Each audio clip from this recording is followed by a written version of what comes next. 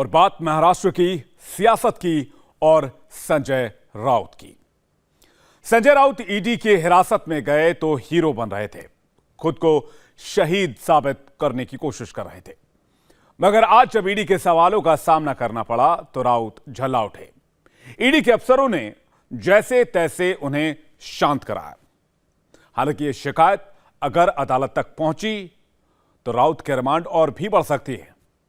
India TV की team Mumbai ने आज पात्रा चौल घोटाले की बिग पिक्चर को सामने लाने की कोशिश की, पकड़ने की कोशिश की। आप भी देखिए इस रिपोर्ट में। मेरे खिलाफ जिस प्रकार से झूठी कार्रवाई, झूठे कागज, झूठे एविडेंस लोगों को मार मार कर पीट पीट कर बनाए जा रहे हैं, ये सिर्फ महाराष्ट्र को कमजोर करने के लिए, शिवसेना को कमजोर करने के लिए, लेकिन शिवसेना कमजोर नहीं होगी। महाराष्ट्र कमजोर नहीं होगा। दूसरी बात, संजय राउत झुकेगा नहीं, ना पार्टी छोड़ेगा, ना शिवसेना छोड़ेगा। संजय राउत खुद को शहीद साबित कर रहे हैं, सियासी साजिश का शिकार साबित कर रहे हैं, बीजेपी से जंग में जख्मी योद्धा साबित कर रहे हैं। मगर जिस पात्रा चौल के चलते संजय राउत आज ईडी की गिरफ्त में हैं, अगर आप उन लोगों का दर्द सुनेंगे तो संजय राउत की सियासी लड़ाई छोटी पड़ जाएगी। एक दशक में पूरी एक पीढ़ी बदल जाती है, मगर पात्रा चौल के लोग 14 साल से अपने घरौंदे के इंतजार में हैं। शिवसेना के मौजूदा सेनापति संजय राउत का इस पूरे घोटाले से रिश्ता क्या है? प्रवर्तन निदेशालय इसकी पड़ताल कर रहा है, मगर हमने उनका दर्द जानने की कोशिश की, जिनको घर का सपना दिखाकर बेघर कर दिया गया। उम्र हो गई, राह देख के मर गए। वो उनको बोलो संजय राउत को हम लोग को 20 लाख के दो। राउत क्या है? हाँ, आप किसको जिम्मेदार मानते हैं? अभी हम लोग को कल से मालूम पड़ा है इसने घोटाला किया है करके। कल से मालूम पड़ा है, हम लोग को मालूम नहीं था। ये कभी आया कभी गया, क्या किया वो हम लोग को कुछ भी मालूम नहीं था। कल से नाम आता है कि वो पत्रिका चाल का घोटाला किया। उसका बाप का हम लोग ने क्या लिया? उनको पूछो, तुम्हारा बाप का कुछ हमको दिया था? हम लोग ने लिया था? ये हाउसिंग बोर्ड की चाल थी, वो तुम्हारी बाप की नहीं थी, हाउसिंग बोर्ड की थी। वो लोग भाड़े से हम लोग को दिए थे रहने के लिए, हम लोग भाड़ा भरते थे, रहते थे।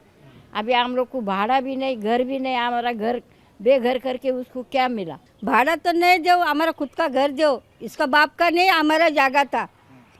इसका बाप का जागा नहीं, हमारा खुद का घर है। हम लोग भीख मांगते हैं तेरे पास। जब भी तेरा जरूरत था ना, जब भी हमारे फाइल हमारे दरोजे में लेके आया और हमारा घर तोड़ा तो थोड़ा दो ना हमकी बना के। आज 14 साल हो गया हम लोग बाहर है, किधर से इतना भाड़ा भरेगा? आज 14 साल हो गया हम लोग बाहर है। कुछ दिल में लगता है ना, हमारा घर मिलना मांगता है हम लोग को। तुम्हारा नहीं बाप का, हमारा बाप का जागा है, हम लोग को दो। करे क्या? हम कहाँ जाए? जहर खा के मर जाए? अरे किसी को पड़ी नहीं है, ऐसा होता है। अरे बस आज न्यूज़ चैनल में आता है इसको अरेस्ट किया, उसने इतना खाया, उसने उतना खाया। अरे हमारा कितना है? हमारा कितना है? थोड़ा ही है। देख के ख़त्म करो हमको यार। सुख की एक नींद सोने दो। रात भर नींद नहीं आती इस बारे में, विचार करते रहते। करे क्या? कल कोई शादी फिर तय होगी तो कहाँ से लाएंगे पैसा? आज के तारीख में शादी करना है तो कम से कम 15-20 लाख रुपए का प्रोविजन करना पड़ेगा बॉस। मैं रिटायर्ड आदमी हूँ, प्राइवेट में था, कोई मेरे पास पेंशन नहीं आ रही, कुछ नहीं आ रही। किसको कौन सुने? मुंबई महानगर में एक अदद घर कितनी बड़ी अमानत होती है। अगर इस अमानत में खयानत हो जाए तो आप कहीं के नहीं रहते। मगर पत्रा चौल के निवासियों का दर्द अब सियासत की जंग में दब गया है। संजय राउत को अदालत ने घर के खाने और दवा की इजाजत दी है। संजय राउत के विधायक भाई सुनील राउत खाना और दवा लेकर ईडी दफ्तर पहुंचे। बाहर आए तो मीडिया से मुखातिब हुए। फिर वही आरोपों का जिक्र और फिर वही फंसा देने का इल्जाम। प्रवीण राउत जो है एक तरह से फ्रंट मैन थे, सब कुछ सर्वे सर्वा संजय राउत थे। ये बात कल ईडी ने कही है कोर्ट के अंदर। क्या कहना? ईडी नहीं कही है ना, ईडी नहीं कही है ना। इसके अंदर कोई प्रूफ है क्या? जिसका नाम राउत है तो क्या सब हमारे कनेक्टेड हो गए क्या? प्रवीण राउत के ऊपर एफआईआर दाखिल हुआ है, चार्जशीट फाइल है, उनको जो होगा वो देखा जाएगा। अभी प्रवीण राउत को अरेस्ट कभी किया वो भी देख लो आप। तो 8-9 महीना हुआ अरेस्ट करवा के, 8-9 महीने में संजय राउत का नाम आया नहीं। आए नहीं। आज ही कैसा 5-6 दिन में कैसे चल रहा है कि ये सब पॉलिटिकली है। संजय राउत जिस प्रकार से भाजपा के विरोध में बोले, उनको किसी तरह से उनका आवाज़ दबाना है, माननीय उद्धव साहब जी को उनको कमज़ोर करना है। इसलिए ये पॉलिटिकल फ्रेम बना के रखिए और कुछ नहीं, ऑल बोगस। आपके पुराने सहयोगी रहे एकनाथ शिंदे ने संजय राउत के ऊपर कमेंट करते हुए कहा कि 8 बजे का भोंगा बंद हो गया है। अरे यही भोंगा बसते थे, इसलिए 2.5 साल एकनाथ शिंदे नगर विकास मंत्री बने। आज जो उनके पीछे आमदार गए ना, वो इसी जो उनके पास खाता है नगर विकास, उससे गए। और खाता कैसे मिला है? भोंगा संजय राउत बजाते थे, इसलिए महाविकास आघाड़ी बनी। इसलिए एकनाथ शिंदे, गुलाबराव पाटिल, दादा भूसे, ये सब मिनिस्टर ऐसे ही बने उनके भोंगे से। उनको इसी भोंगे से मिनिस्टरी चली। उद्धव ठाकरे संजय राउत की मां से मिलने जाते हैं, उनके इमोशनल विजुअल तत्काल वायरल हो जाते हैं। शिवसेना से सहानुभूति की लहर पैदा करने की कोशिश की जाती है। आइए अब एक और मां से मिलिए। इस मां ने पात्रा चौल छोड़ने के बाद जो भुगता है, उसका हिसाब लेने वाला कोई नहीं। पति की मौत हो गई, 2-3 घरों में बर्तन मांजकर कुछ हजार रुपए मिलते हैं। जब राशन कम पड़ जाता है तो बिस्किट खाकर गुजारा होता है।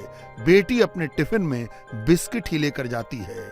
आंखों में सालों से आंसू नहीं आए। कुछ परिवार ऐसे हैं जो अपने घर की याद करते ही बिलख पड़ते हैं। आंसुओं की कतार नहीं रुकती, मगर सियासत को इनसे कोई सहानुभूति नहीं है।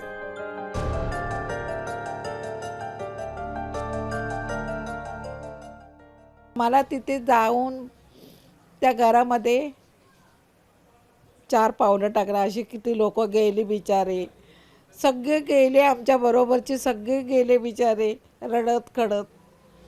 तसं मला नाही जायचं आहे. काय इच्छा आहे तुमची? माझी इच्छा, शेवटची इच्छा, मला घर पाहिजे आणि थोडी भाडं पाहिजे मुलांना. बिल्कुल, मराठी में इन्होंने बहुत बातें बताई हैं, बहुत दुख भरी बातें बताई हैं। इनका कहना है कि इनके पति का देहांत हो गया, उसके बाद इन पर पूरे परिवार की जिम्मेदारी आ गई। उसी बीच इनका घर इनसे छीन लिया गया और आज इनकी स्थिति ये है कि इनके पूरे परिवार को पालना मुश्किल पड़ जा रहा है। इनकी इच्छा ये है कि इनके जीते जी इनका एक पैर जो है उस घर में पड़ जाए, जो घर की इच्छा 14 साल से अपने मन में पालकर ये बैठी हुई।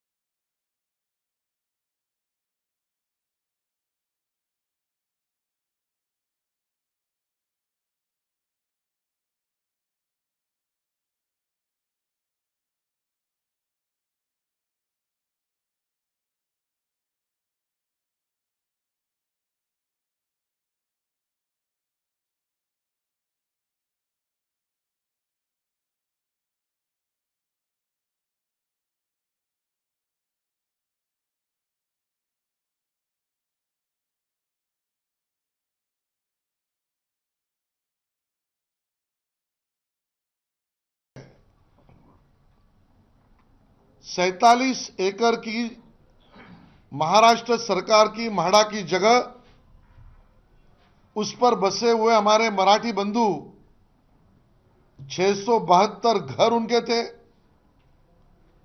कल्पना ये थी, वायदा ये था, ये 672 घरों में बसे हुए मराठी व्यक्तियों का घरों का पुनर्विकास होगा और उस पुनर्विकास रीडेवलपमेंट को सुविधा मिले, इसके लिए सरकार इंसेंटिव एफएसआई देगी और सेल कंपोनेंट होगा। इस प्रोजेक्ट को खरीद लिया ठक्कर नाम के बिल्डर से, गुरु आशीष नाम के कंपनी ने। ये गुरु आशीष ने 672 मराठी हमारे जो परिवार थे जिनका सपना खुद का घर गोरेगांव में वहीं पर 700 स्क्वायर फीट का मिले, ये 2007-8 का सपना पूरा करना था, 2022 तक अब नहीं हुआ है। ये गुरु आशीष कंपनी वाले आए, इस कंपनी के डायरेक्टर कौन है? बैंक फ्रॉड का आरोपी राकेश वधावन, उसका बेटा सारंग वधावन और इनका तीसरा साथी संजय राउत का दोस्त प्रवीण राउत। ये तीनों ने 672 मराठी परिवारों का सपना पूरा करना था, लेकिन शिवसेना ने और इन्होंने मिलकर उनके सपनों का खून कर दिया। दरअसल जो डील थी उसके तहत तकरीबन 4.5 एकड़ की जमीन पर पात्रा चौल के 672 फ्लैट धारकों को फ्लैट मिलना था। बाकी के 42 एकड़ को डेवलप करके गुरु आशीष कंपनी लिमिटेड को फ्लैट बेचने थे, जिसका एक हिस्सा महाराष्ट्र हाउसिंग डेवलपमेंट अथॉरिटी को बेचना था। यह काम गुरु आशीष कंपनी को ही करना था, मगर उसने ये प्लॉट बिल्डर्स को बेच दिए। अवैध तरीके से यह काम किसने किया और किकबैक किसको मिली, ईडी की जांच का एजेंडा दरअसल ये है। पतरावाला चौल में रहने वाले लोगों के लिए जहां पर इमारत बनाकर उन्हें फ्लैट देना था, वो जगह लगभग 4.5 एकड़ निर्धारित की गई थी, लेकिन बाकी के 42 एकड़ से ज़्यादा की जगह को बाकायदा पहले प्लॉटिंग किया गया और उसके बाद अलग अलग टुकड़ों में इसे कुल 9 डेवलपर को बेचा गया। अब ईडी के सूत्रों की माने तो इस 42 एकड़ से ज़्यादा की जगह को बेचने के लिए सिर्फ कीमत ही नहीं वसूली गई, बल्कि बड़े पैमाने पर दलाली भी ली गई। अब ऐसे में सवाल ये उठ रहा है कि आखिर इस 42 एकड़ से ज़्यादा की जगह को बेचने की कीमत किसने ली और किसने इस जमीन को बेचने के पीछे दलाली ली। हालांकि संजय राउत के ईडी के शिकंजे में जाने के बाद सबसे खुश हैं तो किरीट सोमैया। अघाड़ी सरकार के रहते किरीट सोमैया पर संजय राउत खूब हमलावर रहते थे। अब बारी किरीट सोमैया की है तो वो नए नए घोटालों की ओर इशारा कर रहे हैं। मसलन पर्ल एग्रोटेक मनी लॉन्ड्रिंग मामला, जिसकी जांच ईडी ने शुरू कर दी है, इसमें भी प्रवीण राउत का नाम आ रहा है। अभी तो शुरुआत हुई है। 12 करोड़ के घोटाले में संजय राउत का रोल क्या, कितना लाभ हुआ, कैसा लाभ हुआ, जमीन खरीदी, फ्लैट खरीदे, बंगले खरीदे, विदेश टूर, और उसमें भी 12 करोड़ का पतराचाल घोटाला। उसके बाद में वही प्रवीण राउत, वही ग्रुप ने वसई विरार में 2000 करोड़ का यूनिटेक बिल्डर PSCL घोटाला किया है। इसमें संजय राउत का रोल क्या है? अनेक फॉरेन टूर्स हुए, वो टूर्स किसने स्पॉन्सर किए, पैसे कहां से आए? दुबई में मीटिंगें हुई, 5 स्टार होटल में मीटिंगें हुई, उसमें कौन मिला, कौन बिल्डर था, कहां से आया था? अब ये सब की जांच होगी और जांच के बाद में जब पूरा तथ्य सामने आएगा तब चौकन्ने रह जाएंगे। बहरहाल बुधवार को सुप्रीम कोर्ट में शिवसेना में टूट के मामले की सुनवाई है। अदालत शिंदे गुट को ही असली शिवसेना करार देती है या सिंबल उद्धव ठाकरे के पास ही रहता है। देखने वाली बात ये होगी। एकनाथ शिंदे पूना में हैं और मंदिर मंदिर मन्नत मान रहे हैं। इस फैसले का भी संजय राउत पर दूरगामी असर होगा।